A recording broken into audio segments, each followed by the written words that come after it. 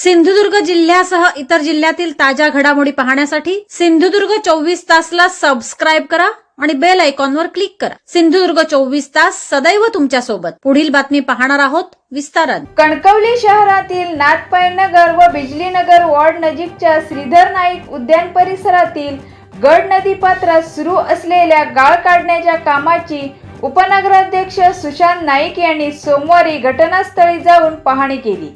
यावेळी त्यांच्या सोबत नगरसेवक संकेत नाईक व जयेश धुमाळे उपस्थित होते। यावेळी उपनगराध्यक्ष नाईक काय म्हणाले ते पाहूया। या ठिकाणी कणकवली नगरपंचायत हद्दीमध्ये गड नदी येथे जो बिजलीनगर आणि नाथपाईनगर वॉर्ड आहे त्या ठिकाणी नाम फाउंडेशनचं आणि सरकारच्या वतीने त्या ठिकाणी गाळ काढण्याचं काम चालू आहे आणि त्याला आम्ही भेट दिलेली आहे। त्याबरोबर नाम फाउंडेशनचे पाटील आणि लघु पाटबंधाऱ्याचे पवार परब साहेब हे या ठिकाणी उपस्थित होते। तर आम्ही त्यांना सूचना दिलेल्या आहेत की या ठिकाणचा गाळ बऱ्यापैकी काढून तुम्ही घ्यावा आणि ज्या केटी बंधारे आहेत दोन्ही ठिकाणी ज्या शहरामध्ये 2 केटी बंधारे आहेत त्यामधला गाळसुद्धा काढण्यात यावा अशी आम्ही त्यांना एक विनंती केलेली आहे।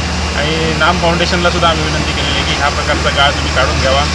आम्ही त्यांना काही सूचना दिलेल्या आहेत। काही ज्या ठिकाणी केटी बंधारा वागद्या इथे जोडला जातो वागद्या इथे मराठा मंडळी जे आहे त्या ठिकाणचंसुद्धा गाळ काढण्यात यावा जेणेकरून कणकवली शहरासाठी पाण्याची सोय व्हावी। आणि दुसरा म्हणजे ज्या ठिकाणी कनकनगरचा बंधारा आहे त्या ठिकाणीसुद्धा ह्या वर्षी त्यांची तरतूद नाही आहे, तर त्यांनी आम्हाला आश्वासन दिलं आहे की पुढच्या वर्षी आम्ही या ठिकाणी घालून घेऊ आणि पुढच्या वर्षी कनकनगर येथील गाळ काढण्याचं काम आम्ही करू।